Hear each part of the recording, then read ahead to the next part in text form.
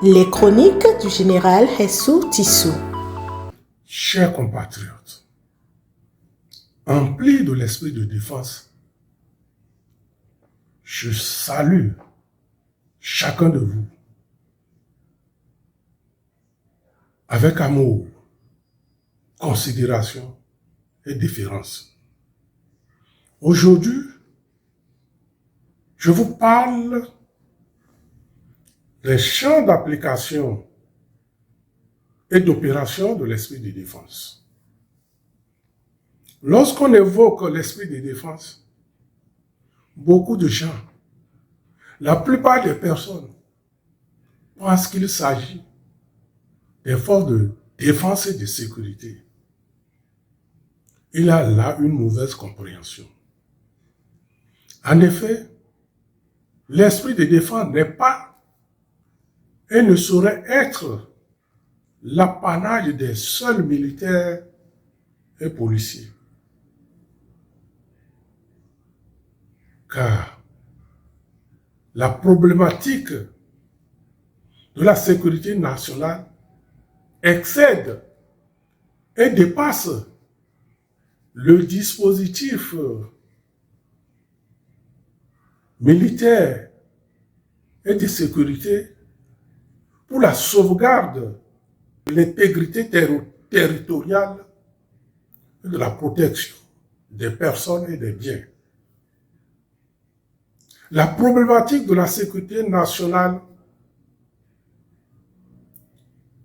relève et intègre tous les domaines de la vie nationale avec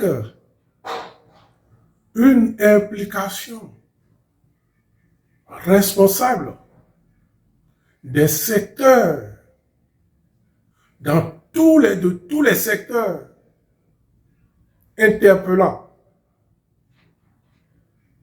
les initiateurs, les auteurs, les organisateurs et les acteurs du développement de la patrie, pour une mise en œuvre méthodique, responsable, judicieuse et conséquente des grandes orientations stratégiques nationales. Vous voyez, au demeurant, une menace à la sécurité nationale réside dans un acte ou une chaîne d'événements qui possèdent potentiellement le pouvoir de dégrader radicalement ou d'éroder fortement la qualité de la vie des populations, réduisant ainsi l'éventail du choix du gouvernement. De par le monde entier, lorsque surviennent des pandémies, des catastrophes naturelles, des sources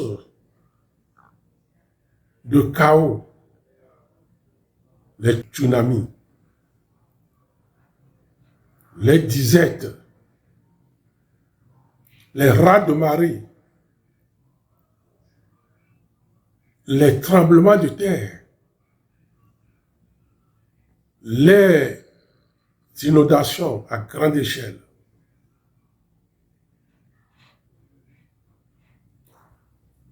le trouble torrent de l'existence humaine se trouve fragilisé. Il en résulte la paralysie au niveau des activités nationales.